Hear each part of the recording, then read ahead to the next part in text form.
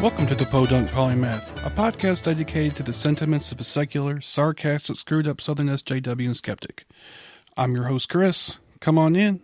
This is episode 29 of the Podunk Polymath Podcast. Thanks again for joining me. Hope you all had a good week. First, I wanted to start out with a new review I got from Motel Cowboy. As someone who lives in the armpit of America known as Texas, it's refreshing to see atheist/humanist/SJW's perspectives come out of the Bible Belt. I like listening to Chris because he is unapologetic about his views and always willing to learn something. Thanks for creating entertaining content. And thanks to you, Motel Cowboy, for leaving a review. And Texas is also known as Texas to me because I hashtag it quite a bit on Twitter. So I'm sorry. I don't know. It depends where you're at, I guess. There's always bastions of, I don't know what you would call it, liberalism, leftism in certain states regardless. So hopefully you're in one of those. For the pre-ramble, I wanted to basically just give you a little review of I Am Not Your Negro, which I saw at the Bell Court this past Saturday. Today's Sunday. And I was blown away. I don't know if because it was the venue in the theater, and I don't usually see docs in theater or what it was, but it was just really moving to me.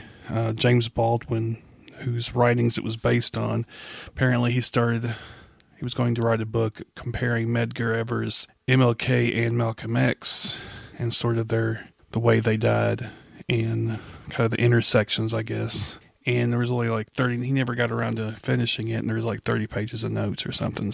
But the movie was based on that. There was archival footage of his speeches. There was a part of a debate he had with William F. Buckley, which they never showed William F. Buckley. They just showed his parts, which I thought was great because I can't stand that guy, Buckley. There was pictures. There was, like I said, footage of riots, and it was kind of interspersed with the older stuff from the 60s, but also some of the stuff from like Ferguson, Rodney King, Tamir Rice, I think was mentioned. There was a couple other things. So basically it was kind of intermingling the new with the old and showing that not a whole lot has changed, I guess, in the last 40 years. Yeah.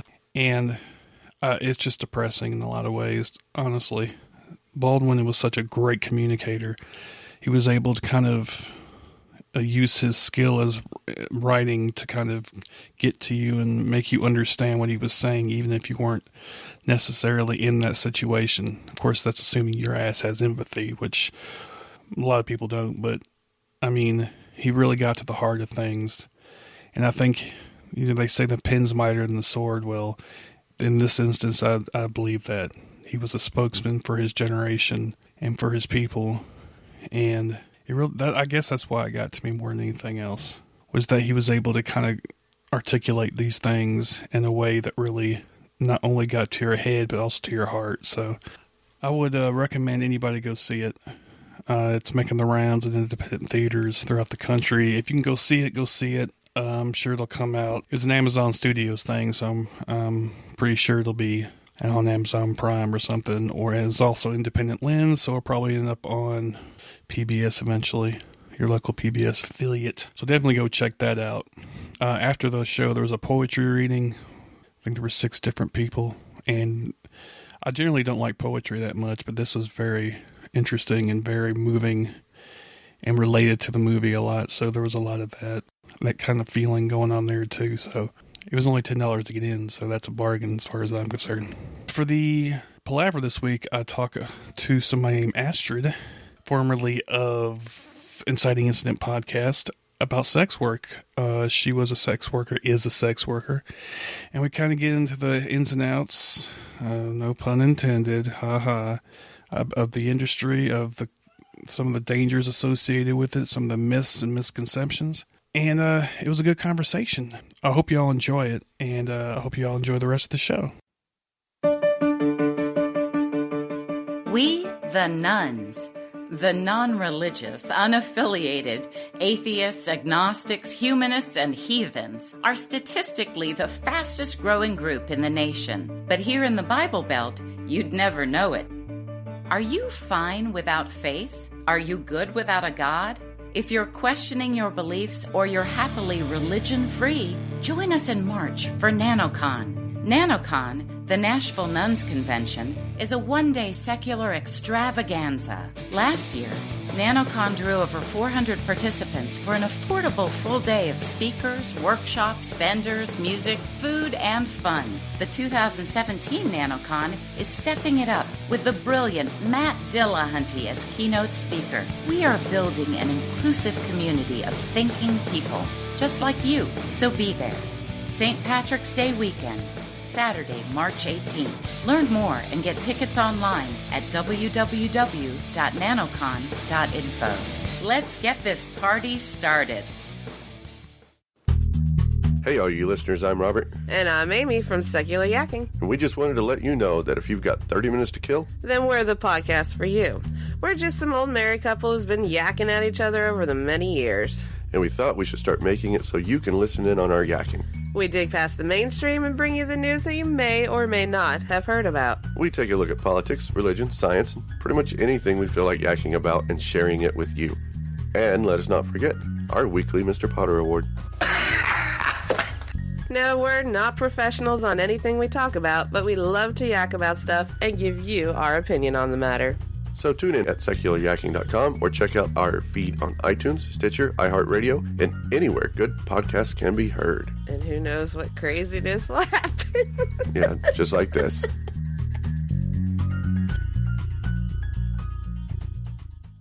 Welcome to another edition of the Palaver here on the Podunk Polymath Podcast. This week I have somebody who I have heard in various places. She's an activist and sex worker, formerly on Inciting Incident Podcast, which is where I heard her, I believe, the first time.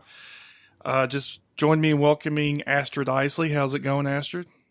Good. How are you? Thanks for having me. No problem. Glad you came on. So I put out a call on my Facebook regarding I wanted to do an episode on sex work, and kind of get an idea what that really is and what that's about. First of all, why don't you just kind of give a brief synopsis of, if you want, what is sex work? Sex work is just a vague umbrella industry term for people who trade in the sex industry. That could be porn, stripping, escorting, camming, etc. Just people in the sex industry. Now, do we have a good estimate as to how many people in this country are engaged in sex work at all? No, especially because it's the type of thing that people are constantly going in and out of. But there are estimates as to how many people are actively working in escorting in average cities or large cities. And I believe that's 8,000. I'm looking through my notes right here. Oh, no. It's 1,800 to 2,400 women and girls are involved in in or off the street prostitution in Chicago. And that's just in one city. So if you kind of extrapolate that out. Yeah, I mean, the quote goes on to say that these numbers are comparable in other major cities. I don't know how many you would consider major cities, but I mean, let's just say the top, 20 or something, just for a round number. I guess that would be 36,000, I think. And that's just major cities, I guess. And I'm sure there's, in the smaller cities, they're the same kind of, not as many probably, but still there are sex workers everywhere. I mean. Oh, yeah, absolutely. Especially with the internet making it so easy. It's not easy, but it's a lot more accessible for people in rural areas that aren't able to do public and real life stuff to be sex workers if they want to be. Let's kind of come off that, play off that a little bit. I didn't even think about that aspect, how the internet has kind of increased the reach of so many things, and sex work, I guess, would be one of them. Oh, yeah, absolutely. What are some of the things you think, camming? I know webcam stuff is one of them. Yeah, and I mean, that's honestly what I was thinking of specifically, because when you sign up with one of these campsites, I'm on a couple of them, you are able to block out different states if you choose to. So you can completely block anybody who lives in your state from being able to view your channel. You can hide yourself pretty well and continue on with the rest of your life without people treating you like shit for being a sex worker. Are there other, I mean, I guess there would be escort services that would advertise over the internet as well. Oh yeah, the vast majority of like soliciting sex work or soliciting escorts, I should say, the vast majority of advertising is done online these days. But that's still a really risky game. Like I believe Backpage, which was sort of the go-to site for a lot of people, just got shut down. Like those sites are heavily watched. There's a lot of dangerous stuff on that. Yeah, actually, I heard about the Backpage thing, and that's something we'll go into a little more. But first, I wanted to, is there any other, let's see, there's escort services, webcamming. Stripping. Oh, so stripping, I guess, might be considered, I guess, the least, I don't know what word you would use. Stigmatized? Least stigmatized? Well, it is stigmatized. I guess, I mean, the most acceptable, quote unquote, for most people, because there's not actual sex involved, generally speaking. I mean, you know, I don't know, some clubs do it or not, but in general, you know, I guess it's the most acceptable form of sex work or whatever. To a lot of people, yeah. I mean, I'm just speaking of, you know, normal, you know, your John Doe or whatever, just going out for a good time and just, you know, stuff like that. Yeah. I mean, it's still like, honestly, I feel just from my own personal experience, the division is usually more along the lines of like, is it in real life or just on the internet? Like if it's just something, like if you actually touch the people, if it's somebody you're interacting with face to face, people have a tendency to look down on that more than stuff where you're not actually touching someone. I guess that makes sense. There's kind of the anonymity aspect of it, I suppose. So you were talking about stigmas, and I think that's an important thing to discuss, is kind of the overall stigmatization of sex work in general. And what are some of the biggest myths, do you think, about sex work? That's a good question. I think probably the one that sticks out to me the most is like a lot of people think that sex workers are all just nymphomaniacs who would be doing crazy sexual stuff anyway. But that's not the case most of the time. Like it really is just a job. Like I'm sure that like the baristas at Starbucks would absolutely make themselves coffee if they wanted coffee, but it's still a job for them to make coffee for like 50 people. You know? Right, that makes sense. Why do you think it is that, I guess, sex is kind of, well, I can guess myself, but why do you think sex is kind of given a different idea, as sort of a different level of, I don't know, people are just more, I guess, disgusted? I don't know if disgusted is the right word, but a lot of people are judgmental, I guess, about it. The industry, like, phrase for it is they jack off with one hand and point with the other. I like that. Yeah, I didn't come up with that. I'm not sure who did, but that's a good one. I think it's just misogyny, like, for the most part, like, people highly stigmatize female sexuality in general, and the sex industry is pretty female dominated. I think people don't like women who own their sexuality as a whole, but the ones who dare to like profit off of something that men, like as a collective, feel entitled to for free, people hate that. Let's talk a little about the most common, I guess, thing that people see on the internet, and that's pornography. Mm-hmm. As far as pornography goes, what is your view, and this is something that I've thought about myself, I've kind of been torn on, is kind of the, like you said, misogyny plays a role, but what about the women themselves? I mean, how many do you think are, well, how do I word this? They're in it voluntarily, I guess. Not to say most of them aren't, but I think there's a stigma attached to pornography, like everything else, that somehow the women are broken, you know, that they were forced into this life because, you know, they're drug addicted or some bullshit like that. I don't know. But what is your kind of view on pornography in general? Well, I think that there's a lot of misinformation out there about it. Like, I want to back up with the sex worker definition. A sex worker is like only people who are doing it consensually. Like if you are being trafficked, that is a different story. And there is crossover between people who are doing it consensually and people who are being trafficked. Like it isn't a super, super clear line, but I'm exclusively referring to people who choose to do it. I hear a lot of people try, like the only like argument that the one argument I get more than any other about how people don't actually choose to be in porn is that like if it's something you're doing to survive, if that's your sole mean of income, then it's like inherently coercive, which like my only reply to that is that it's a fucking job. Like everybody has bills to pay. This happens to be a way in which you can pay your bills on your schedule, like, and still be able to like function the rest of your life. Like there are escorts who I know that work in actual like brothels and places where it's legal to do so.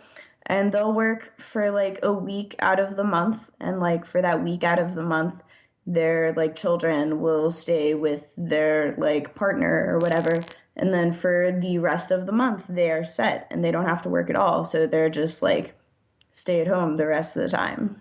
Like it's a really, if you can do the work, because it is hard work and it is emotionally taxing, it can be really, really beneficial and helpful.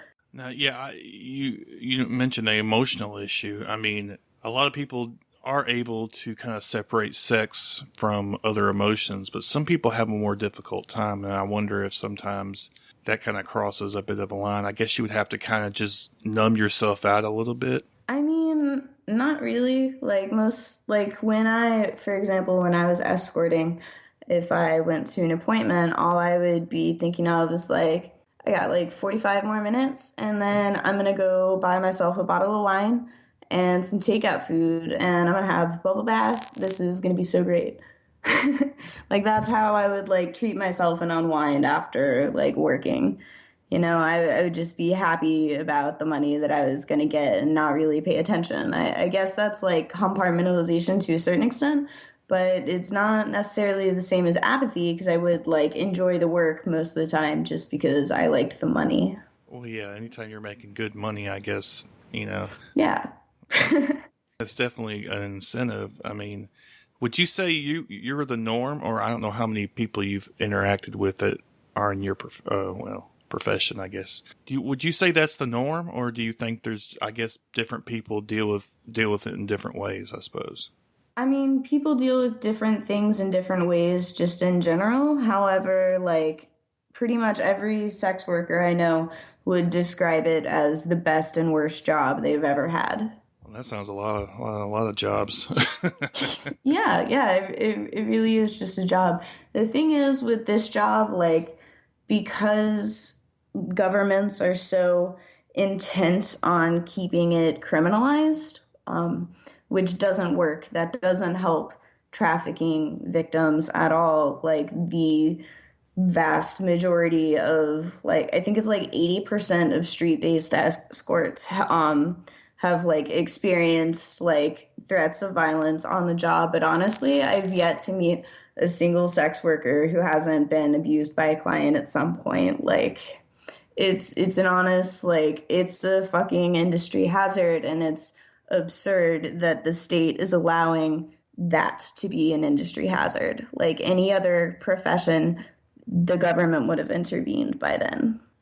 Well, I think a lot of this can just be blamed on the sort of puritanical roots of this country and so many other countries. This Judeo-Christian idea of sex being something that's, I guess, to be controlled and ashamed of on one hand, but on the other hand, men need it. You know, that's what they always say. And so I think that's why it's stigmatized more than anything else, at least in this country. We kind of want to keep it on the down low, you know. It's kind of a shame. It's, like I said, it's a shaming thing. And I myself have seen different studies on prostitution. I think we should talk about that a little bit. But there was I think Sweden was one country where instead of prosecuting the prostitutes, they actually they would convict the Johns instead. That's called the Nordic model by most people. However, I just call it a bunch of bullshit. Like, honestly, it's just another way. It's still harmful to sex workers. It's just another way of hurting us. Like, if our clients can't see us, if our clients who are already like risking shit to come see us can't safely do so, if you're going to make it more dangerous for them to come see us, then that just means we're not going to have as much grocery money. Like, rent's not going to get paid. That's not a solution at all. Yeah, so let's go a little bit more in depth about prostitution itself. Now, of course, in this country where it is illegal for the most part, in vast majority of the country, Mm-hmm. I would imagine, like you said, there are incidents of violence, and also you have the issues, I don't know, pimps and such as that, where the women are abused, and kind of almost like indentured servitude, I guess. Can you tell me a little bit about illegal prostitution in this country? For the most part, it's just like random women who own a small business, essentially. They do their marketing and advertising, they do their own makeup, they do their own customer service, they book their own appointments and take them there. Like, it's just somebody who can do it all, doing it in a way that allows them to have more control over their lives. But there are a lot of more like exploitative corners of sex work, like when people are addicted to substances. Like, for example, like, I'm personally not a heroin user, but I've had like multiple replies to ads offering me heroin in exchange for sex. And like, if I needed heroin in order to survive, like if I was physically dependent on heroin, I probably would have ended up doing that. And I think that's super fucked up. We shouldn't allow people to need to do that. That's like a public health. We should be helping people instead of forcing them into situations where they have to do compromising shit to survive. Definitely. And like I said, I mean, there's probably abuse situations where the women feel like their life is in danger if they don't do the sex work or whatever. Do you have any, I don't know, idea of the percentage are the vast majority, well, I wouldn't say the vast, are the majority of sex workers that are like, we'll say street workers, I suppose, are they in those kind of relationships? No, honestly. However, like, if you have no control over like what clients you see, and if you have no control over when you work or if you work, that's not sex work, that's sex trafficking. If somebody is like forcing you to do sex work, that's a different thing. The laws on sex trafficking are really, really obscure. So like, there's a distinct difference in like what I would say sex trafficking is and what sex trafficking is legally. Like, my favorite example of the absurdity of like federal sex trafficking laws is that if an escort decides to take what I like to refer to as a vacation that pays for itself, you like go somewhere cool and you like post up some ads and work while you're there, and it's basically like going for free, except if you do really well, you can even go home with more money than you came with. Doing that, if you cross state lines, you are legally your own sex trafficker and a victim of sex trafficking, but like your own sex trafficking. Wow. Okay, that's pretty bizarre. Yeah, but I mean, sex laws in the United States are fucking absurd. Just like, and this is a awful example, but minors who take like nude selfies, if they get caught with their nude selfies that they took themselves for whatever reason, they can get arrested for like producing child pornography. I've heard of that. Yeah, I've heard of that. And I think part of that's they're afraid that for women to own their own sexuality. I think that's part of it. This kind of patriarchal idea that women don't own their own bodies, and of course that goes through the whole abortion debate and all that stuff. So honestly, I think it's mostly just like a false sense of morality. Like, I don't think they actually, like, really care about any of that, because, like, I know so many sex workers who will, like, follow around the, like, campaign trails for various elections, because it just pays so well to follow around politicians. Like, I honestly do not think that they care in the slightest. They just have to seem like they do. So I think they're just trying to do the thing that sounds best and appears best, regardless of how productive it is. I guess that makes sense. So I'm glad you made that distinction between sex work and sex trafficking. I hadn't really thought of that before. I mean, I actually did an episode about human trafficking, and we talked about that aspect of things, sex trafficking, and it was not just women, there were boys who are trafficked as well. Mm-hmm. And they're pretty much locked in. But I mean, it's horrible, some of the stuff I heard. But as far as just, let's say, sex work itself, I guess it would be both instances, sex work, sex trafficking. But I guess it'd be more the violence aspect, or the kind of the chance of you being hurt or killed potentially. What is the kind of, I guess that's just one of the hazards of the occupational hazards, I guess you could say. Shouldn't be, but it is. Right. What do you think is kind of the percentage of people being abused? Or I guess a better question would be, how many incidences would you say the average sex worker encounters where they're abused in some way? I don't think that I could find statistics like that, just because it's a really, really complex issue. But I think... just anecdotally, I guess. I mean, it happens to everybody at some point, honestly. Like, if you're a sex worker and it hasn't happened to you, like, I hope it doesn't, but it probably will. It's just inevitable. But honestly, like, I don't think people realize exactly how sex workers are abused. Like, for example, a lot of people are unfamiliar, and if you've heard me on Inciting Incident, you know how into teaching consent I am. A lot of people aren't familiar with the term rape by coercion, which is essentially like tricking someone to have sex. And the non-sex worker parallel would be like, if you agree to have sex with someone with a condom and then they don't use a condom, that is rape by coercion. Not paying a sex worker is rape. A lot of people like to joke around that it's theft, but it still is rape. And then if a sex worker is raped, like, you can't call the cops because they'll probably arrest you. And if they don't, like, you're risking them raping you, them beating you, them, like, stalking you to try to, like, catch you in the act. It's not worth it to get cops involved in your life. So you don't. And you just try to, like, move on. Well, that's ridiculous, obviously, and that comes from it being illegal. So anytime you drive anything underground, those kinds of things happen more. Absolutely.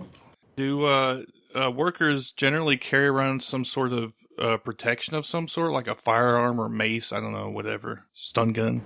I mean, it depends on the person. There's some badass little weapons out there, but with most things, you're running a pretty big risk of it getting used against you. That's true. That's absolutely true. I would imagine it's the same risk as, like, somebody having a firearm in their home. And of course, you hear the statistics on that. You're more likely to be injured if you have a firearm in your home than if you don't. Mm-hmm. So yeah, you're absolutely right. It would have to be, you'd have to take that into account. Absolutely.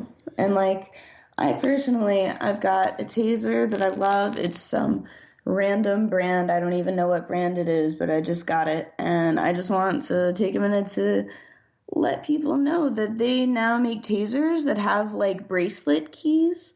So you can use it and have the, like, strap right around your wrist. And as soon as it's, like, broken away from the part that's on your wrist, it stops functioning as a taser. It can't be used against you. Wow, that's actually pretty cool. Yeah, that's really great. I would have gotten one sooner had I known they existed. I'm sure a lot of people would, actually, and that's probably something maybe you could endorse it. I don't know. To get the word out there. The only words that are on this taser, I swear to God, it only says 10 million volts, and I know that that's not the brand. No, that's how bad you're going to get fucked up if you mess with that thing, probably. Yeah, this thing will incapacitate a person. Like, you will empty your bowels and then be incapacitated for the next day or two. Day? Wow. Yeah. That's no fucking joke. Yeah, no joke. So, let's kind of get into the idea of... Yeah, that's... Wow. 10 million volts. I gotta look and see how much that is. That's... Shit. Anyway, right?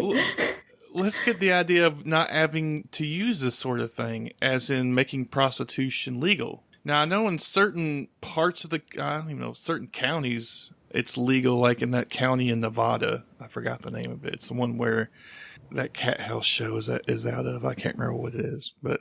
The house is, I believe it's called the Bunny Ranch, right? Right, the Bunny Ranch. That's right, Yeah. And I don't know, there are probably other places like that. I'm not sure, to be honest with you. There are multiple brothels out there. That just happens to be like one of the most famous in the States. So what should we do? I mean, I know there's different models for it as far as how it's dealt with. I know, of course, in the Netherlands, they regulate it pretty well. What would you like to see as far as regulation in this, or in any place as far as that goes? None, honestly. Like, there's this myth that floats around that sex workers, like, don't pay taxes or something, but we do. There's a form for it. Even drug dealers pay taxes on their drug money. Like, it still benefits the populace, but regulation, because there's such an egregious history of violence between the state and escorts, like, keep the government out of my genitals, you know? You have to pay there's a tax form? Yeah. Like, you know that the only reason that Al Capone got caught, right? Like, not paying your taxes is dangerous for people who have a lot of unmarked money, you know?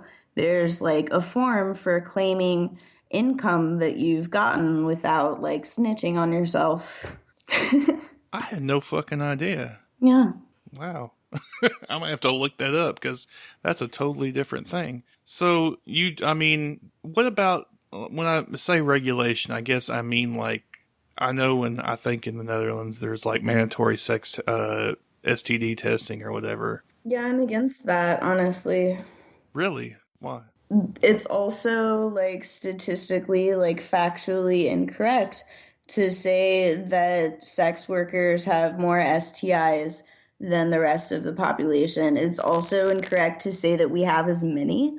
Like, we already stay on top of that shit. And, like, I'm absolutely not trying to shame sex workers who do have STIs, but, like, we collectively recognize that we're at a higher risk and that we have to take certain precautions to make sure that we can stay safe. Like, it's not necessary, and so it's just, like, it unfairly targets poor sex workers who, like, don't make that much money and can't get to a clinic, like, every 3 months on the dot in order to keep from getting a fine, you know? That's interesting. I hadn't thought of it that way. What if there was some sort of co-op or something, for lack of a better word, where you paid dues or something? I don't know. It seemed like some sort of trade union, maybe, or something. Well, the IWW, Industrial Workers of the World, is an anarcho-syndicalist union. They've got a chapter for sex workers. I'm personally planning on joining up soon. I just have yet to break down and sign up for PayPal. Yeah, there's like unions available for sex workers, and then there are like sex worker run like outreach and resource projects. Like SWAP, for example, is sex workers outreach project. There's meetings like all over the world. I'm pretty sure it's an international organization at this point. So you wouldn't like to see the government intrude at all, sort of, I guess, in this sense of a libertarian aspect. Honestly, like, if you ask any sex worker, like any of us who like give a single shit about escorts, what model they prefer, they're gonna tell you decriminalization.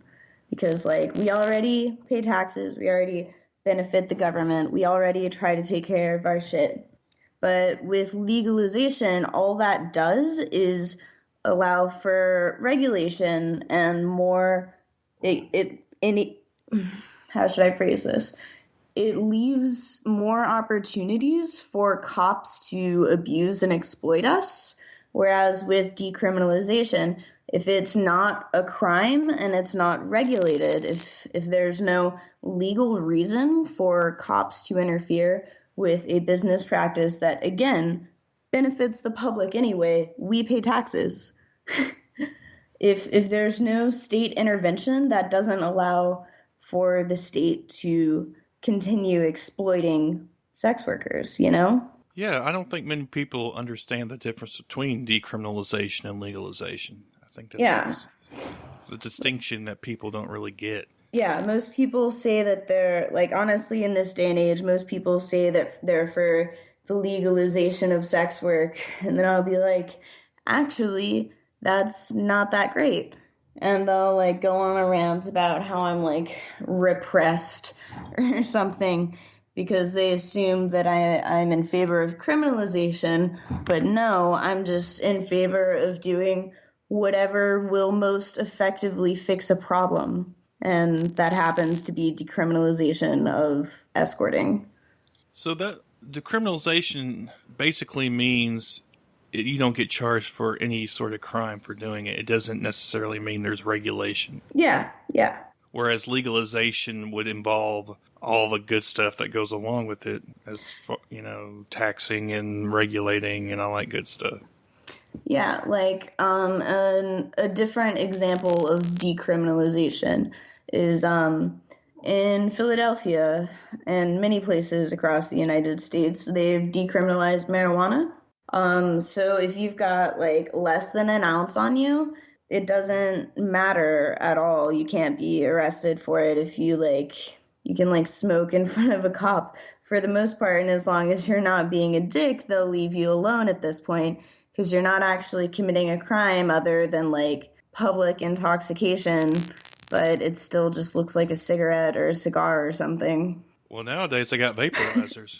Yeah, that's true. You can't even smell that. I mean, not that I've ever tried anything like that, of course, and not that it's the best shit ever. But anyway, we're moving on. Yeah, so I see the distinction there, and I think you're probably right. Decriminalization would be better because anytime you put anybody in charge of anything, they fuck it up. Yeah, corruption ensues usually of some sort of another. Of course, that's anything humans do in general, I've found, but, you know, you gotta have something, I guess. So, you know, the least harm, I guess, would be the best way to do it, and certainly having regulations over an entire industry. It depends. I mean, in certain instances, you do want, like the EPA, for example. I don't trust corporations, obviously, but in this instance, I think decriminalization is probably the best move. Yeah, and I mean, let me back up to my weed example. I absolutely think that legalization of weed is better than decriminalization. Tax it and fund all of the homeless shelters, like, end homelessness, end hunger. I don't care. I'll pay taxes on weed. That'd be fine, you know? But when it's a system that's already exploiting the shit out of people, then we need to do whatever it takes to end that abuse and exploitation. So you're anything that has to do with human exploitation? Yeah, absolutely. Okay, that makes sense. People first. People first, exactly. So you have some personal. You said you were a sex worker. Mm-hmm. Can you give me some kind of a brief synopsis of kind of your time in sex work and how you began? Honestly, pretty shortly after I turned 18, I was homeless. And I signed up for OkCupid and realized that I didn't actually have to sleep on the street if I was just a slut. And then after just like a little while of that, of just like sleeping with random men, I was like, oh shit, I can get paid for this and not have to do it all the time. That's how it started. I attempted to be a stripper. I was not very good at it. I'm not a good stripper. I'm quite bendy and I sprain easily, so that wasn't the area for me. I saw your sprain on Facebook. Oh yeah, it's still bruised. Yeah. In another like few days, it'll be a whole like 3 months that I've been nursing this sprain. Anyways, you sure it's a sprain? Yeah, I mean, I got x-rays and stuff. I just like re-sprain it, like if I could not fall over for like 2 months, I'd probably be good. If I could just not fall over, that'd be great. Yeah, that would be so good. But yeah, so it's pretty hard to be an escort when you're on crutches, but it's a lot easier to get on cam and just stay off of your ankle completely, pretend you're not injured. So that's been really beneficial to me as well. And I don't escort currently. Like that's not something I've been into lately, but camming and porn is pretty good. Oh, so you've done pornography before? Well, I mean, I've been a freelance nude model since I was like 18, and I'm like on cam sites, like I do cam shows and stuff. So I'm sure there's videos of my cam shows floating around, and I'm like in the process of creating a clip store with like my own personal porn. Probably end up putting it on Patreon. Everybody else does, even though the Patreon system sucks. Mm-hmm. Yeah, so you went from, like you said, basically, you're homeless and you were sleeping on people's couches, and then you realized you can make money as an escort, I guess you could say, and then you went to cam. Is that the progression, basically? I was like I was going on like random dates with dudes to get like meals and like showers and a place to sleep was the situation when I was like 18. And I just started escorting instead. And then I tried to be a stripper, but I'm not good at that. And so I started camming on and off. And are you doing that currently, or well, you can't right now. Well, you said you... I cam, so I'll like do shows and porn and like model and stuff, but I don't escort or try to strip. Let me ask you this though. So to stay off the street, you were doing this. Now that almost seems rather, if you're doing it for like, daily needs or whatever, isn't that almost coercive in a sense? Not any more than the rest of capitalism. Wow. I'm really trying to wrap my head, and I guess you're right. I haven't really... I mean, there's people who like work full-time jobs and have families that can't manage to pay both rent and groceries. Like it's not all that uncommon for people to be destitute in the United States. Like poverty is really intense, and people, I think in general, have like internalized like classism. They don't want to like admit how poor they are because there's a lot of shame involved. But fuck that. Everybody has to do what they have to do to survive and to try to live well. The stakes are different for different people, but that's always been the case. I hadn't really thought about it, and now I'm glad that's why I'm having this conversation with you, because it's kind of opening my eyes a little bit about things. I mean, you're right. I mean, people have to work shitty jobs all the time just to make ends meet, and sometimes 3 or 4 jobs, So why is that any different than, what you're talking about, sex work? I mean, I'm sure it's not always, I don't know how enjoyable it is or what. It's just basically you have to do it to survive. So what's the fucking difference, And I mean, like, there are risks and hazards that are unique to the sex industry, and they deserve special consideration. But, I mean, you've seen me on Facebook. I am so in favor of workers' rights. I think all humans deserve better than this. Not just sex workers, but why is it that everybody wakes up and does some shit that they like don't want to do in an age where we actually could replace the majority of manual labor with robots and feed everyone, you know? Like we could do better than this if we were willing to veer away from a system that relies on exploitation to be profitable. Well, I was told in all the sci-fi books I ever read that things were going to be better than this. So, you know. Yeah. I was told there would be, basic minimum income, robots doing stuff for us. We had plenty of time to read books and find out new stuff. That was the promise I was made. But, yeah, it didn't quite turn out like that. It did not. However, I'm going to go ahead and throw this out there. While I'm totally in favor of automating everything, I agree with Stephen Hawking that we need to chill out on AI. Like, if we make robots that are sophisticated enough to have human consciousness, guess what? They would deserve the same rights as organic matter if it's like a sentient being.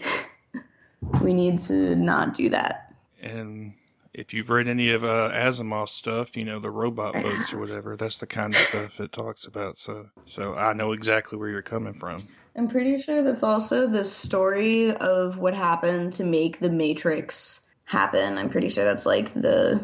Yeah, and so is Terminator, Skynet. Yeah. So we've had a fear of it. We've had a fear of it ever since, technology has advanced at this point, I think. I'm ready to embrace... I love technology, like anything better than your kids having rickets and everybody dying at the age of 40 is thanks to technology. I love technology, but with that one thing, we just because we can doesn't mean we should.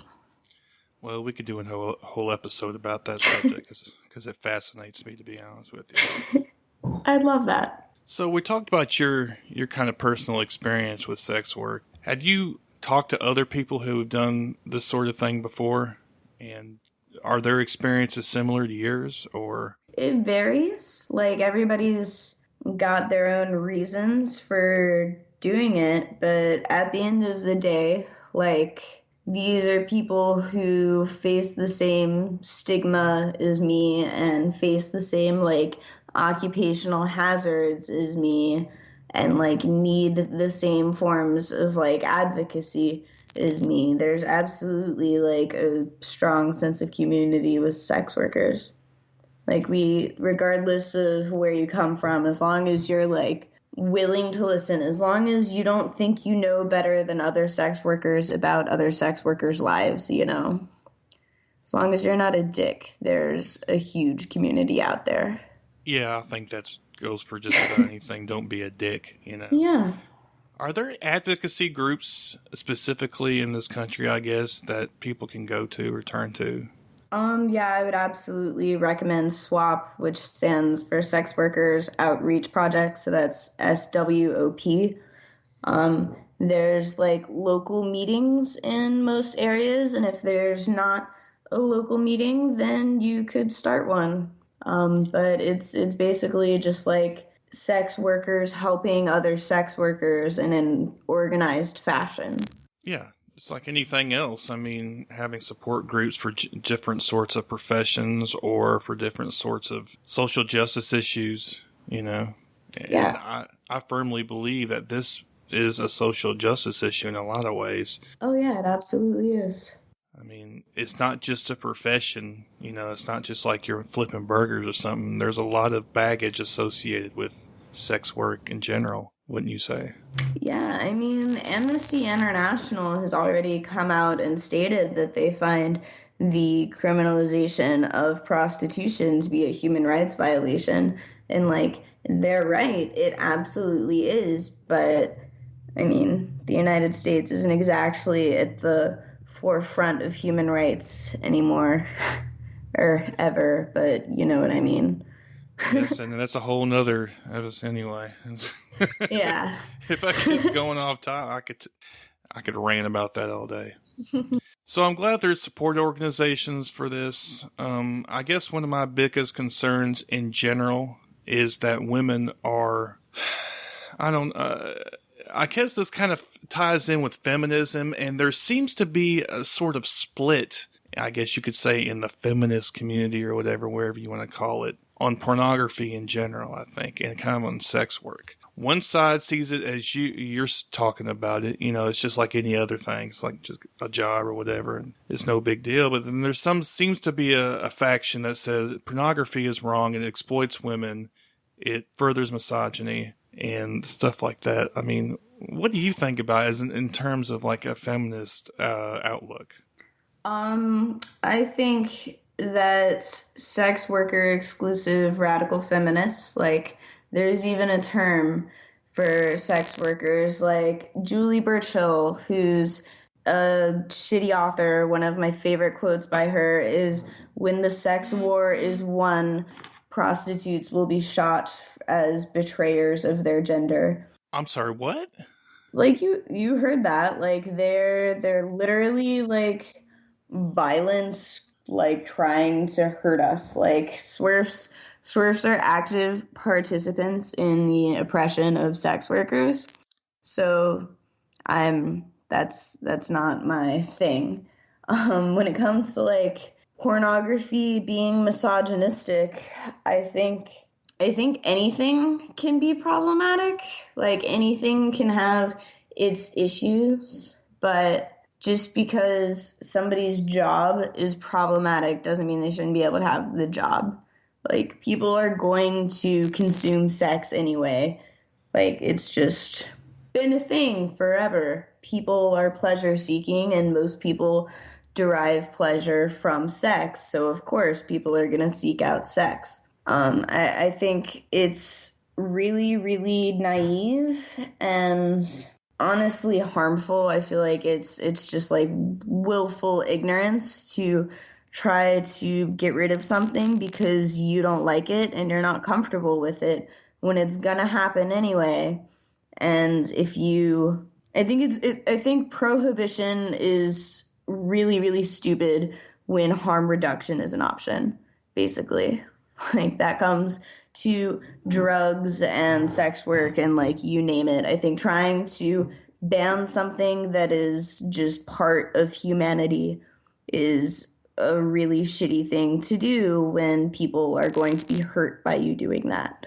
Absolutely. I definitely agree with that. I mean, we've seen the whole war on drugs fail spectacularly, of course, and that's pretty well known now. I mean, that's not even disputed by anybody with half a brain. Not anymore.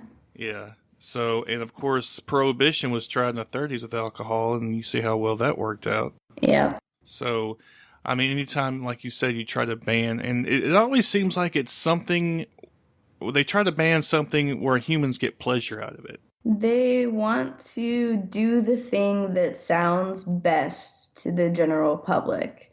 And, like, owning up that you're into some pleasurable shit in the United States has always meant a lot of shame, but people want to present an image of that, like, bullshit non-existent standard of purity and moral correctness. Well, again, I think that goes back, like I said, to our puritanical roots and our religious, roots as a country, and the whole shaming of pleasure. Religion's really good at that. Yeah. Trying to guilt the shit out of you. Of course, I'm also an atheist and an anti-theist, so I don't want to go too far in that direction. But I'm just stating kind of my background, so you can understand where I'm coming from on that aspect. I mean, I think it's a little ridiculous that we can't realize after this long that prohibiting something just doesn't fucking work, and it's just really frustrating. And you're right, politicians just basically say whatever they can do to get people to vote for them. And of course, unfortunately, most people, although marijuana seems to be gaining steam, although Jeff Sessions no likey the weed apparently, so I don't know how that's going to go with federal enforcement. Yeah. It's a whole different thing. Sorry, I keep fucking getting off track here. No worries. But yeah, I'm really I guess, like I said, now, first of all, I wanted to say that I don't think I'd ever heard swerf before. I've heard turf, but swerf I hadn't previously heard. But sex worker exclusionary radical feminist, is that what it stands for? Yeah, I'd never heard that term before, and that's something else I need to delve into. Of course, there's always going to be extreme factions of any movement. That's anything. Honestly, like, feminism has its fair share of problems, and I'm always down to talk about the problems with feminism. But the problem with talking about the problems with feminism is that anti-feminists have none of the correct critiques of feminism. They just want to hate feminists.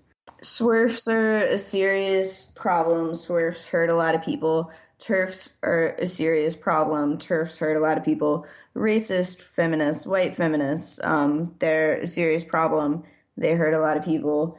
It's like only intersectional feminism, only feminism that fights to end oppression instead of just an exclusionary sense of justice. That's the only kind of feminism that's worth pursuing. Everything else is just a different kind of oppression. Well, it's interesting you should talk about that because I'm going to be interviewing something about intersectional feminism. So that's awesome. I'll have to look out for that interview. Yeah, and I should have gave that away. Oh, well, too late. As far as where people can reach you, you're no longer on Inciting Incident, but do you have other locations where you can be found? Absolutely.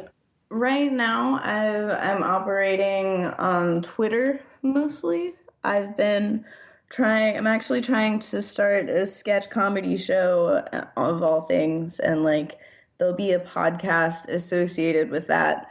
But for the past couple of weeks, while I've been re-injured, I've just been throwing myself into script writing instead of Facebook. That's actually pretty cool. Thanks. I'm pretty excited for it. Do you have any idea what sort, of comedy, or is it just going to be a general... I mean, you've gotten a sense of my sense of humor, so, like, you could probably guess, but I don't necessarily know how to describe it other than to say, Aaron, to use this quote, liberals don't want to offend anyone, but leftists want to offend everyone. They just don't want to throw punches down. So definitely, like, kind of like edgy humor that's a little bit offensive. I don't need to rely on like racism or misogyny to be funny. I'm down with that. That's the kind of humor I like, and especially intelligent humor, politically tinged, but kind of dark as well. Yeah, that's just about it. Yeah. So yeah, I'm on board with that. You need to tell me when this happens so I can plug the shit out of it. I'll keep you updated. Absolutely. What is your handle on Twitter? I believe it is at Astrid.Isley. You believe? I mean, if you're going to be promoting shit, you need to know for sure. But I will look to make sure. Oh, how sweet. I'll pull out Twitter to check as well. So do you have you have a Facebook, Brad. That's your personal. I just deactivated my Facebook like a couple of weeks ago. What? I hadn't noticed that. Yeah. Okay, so it's Astrid_Isley. The profile picture is me getting 666 tattooed on my ass in my friend's living room. And the cover photo is a green little army man that's been painted to look like an anarchist. That's a good summary of what you can expect from me on Twitter. Wait a minute. Okay. Do you really have 666 tattooed on your ass? Yeah, like, have you ever seen SLC Punk? It's a movie from 1999 that was very important to me during my teenage years. But yeah, it's a reference to a movie about punk rockers in Salt Lake City, Utah. Is it a documentary or something? No, it's a movie. It's just like a weird movie. I haven't seen the second one, and I've been discouraged from seeing it, but fuck, do I love SLC Punk, the movie. But yeah, I've got the Mark of the Beast on my ass. It's a reference to a movie. I didn't even know I guess they did. Salt Lake City is a major city, so I mean, I guess they would have everything just like any other major city does. I've heard Salt Lake City is actually not a bad place, well, except for that huge ass fucking Mormon tabernacle that's there, you know. Yeah, I mean, like, it seems like it probably is nice and everything, but honestly, it's just not diverse enough for my taste. So when I hear that it's like a nice place, I'm just like picturing like. Oh, I'm sure it's super white. Yeah, I'm picturing like enough white that I would put my sunglasses on.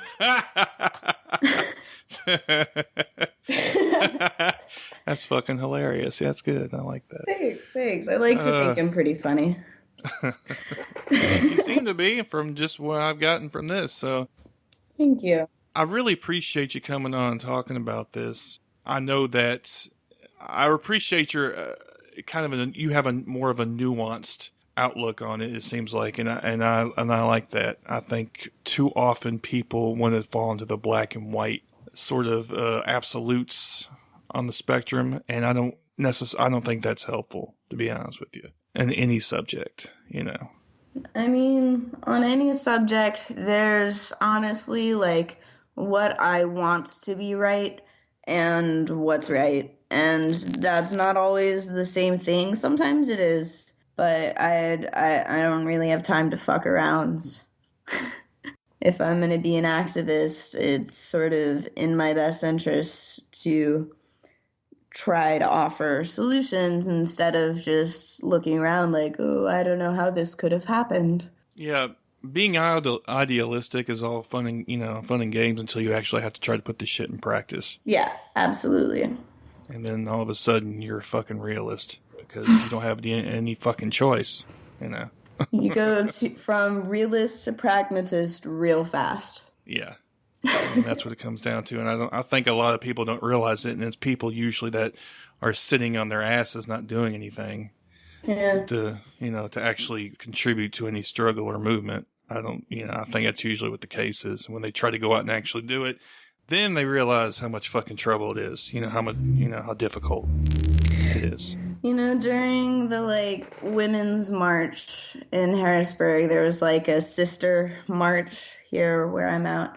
And we couldn't even convince people to get off the streets for the first half. And then by the time, and it's legal, by the way, you can march in the streets in Harrisburg. It's not breaking any laws, but people just wouldn't. And by the time we convinced people to, over probably 600 people had instantly left. Yeah, even the people who want to go out and hold signs and yell at empty buildings aren't willing to take a risk and obey the law instead of blindly obeying laws that don't exist. I'm all for direct action and breaking the rules. I don't think systems give you the tools for their own destructions easily, but people are following laws that don't even exist and thinking it's protesting. Yeah, power concedes nothing, Yeah. You're gonna basically have to pry it from the cold dead hands.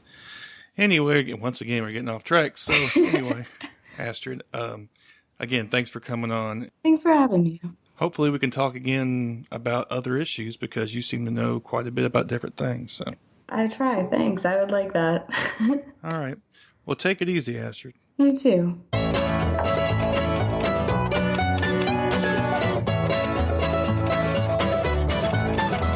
That'll do it for this episode of the Podunk Polymath Podcast. I want to thank Astrid Isley for coming in and talking to me about sex work.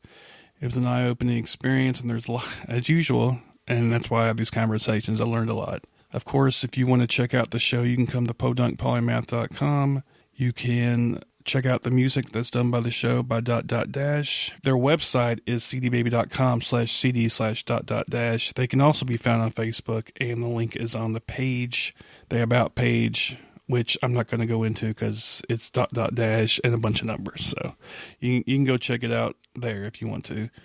Of course, if you want to go to the side of the page there, you'll see that you can follow me on WordPress. You can follow the show on iTunes, Google Play, and Stitcher. There's buttons there. Of course, you can also follow the RSS feed. There's a button there for that. Of course, you can contribute on Patreon. There's a PayPal donate button. And you can see the recent posts and recent comments also there on the side of the page. And there's a Patreon button as well. If you want to become part of the Patreon posse, of course, you can go to patreon.com/the Podunk Polymath. For as little as $1, you can have the joy of knowing that you're contributing to an awesome show. Of course, you can also call the call-in line 615-378-POPO, which is 7676, which stands for the freedom you get, the double freedom you get when you listen to the show. You can also check out the group, the closed group on Facebook, which is groups/the Podunk Polymath Podcast Posse, all separated by periods. And of course, as always, I appreciate y'all listening to the show. I almost forgot to mention yet again, because last week I didn't, but I was on Sacrilege Cast, and that was fun. And I'll put a link up to that. And I was also on Tucker's show, The Atheist in the Trailer Park, once again, reading from the Apocrypha. I had been drinking, and it's kind of funny, or kind of annoying, I guess, depending upon your point of view. So thanks again to everybody for listening to the show. Tell your friends, tell your family, tell your enemies, tell everybody. I don't care who you tell, to be honest with you, just as long as they check it out. So until next time, y'all take it easy now, okay?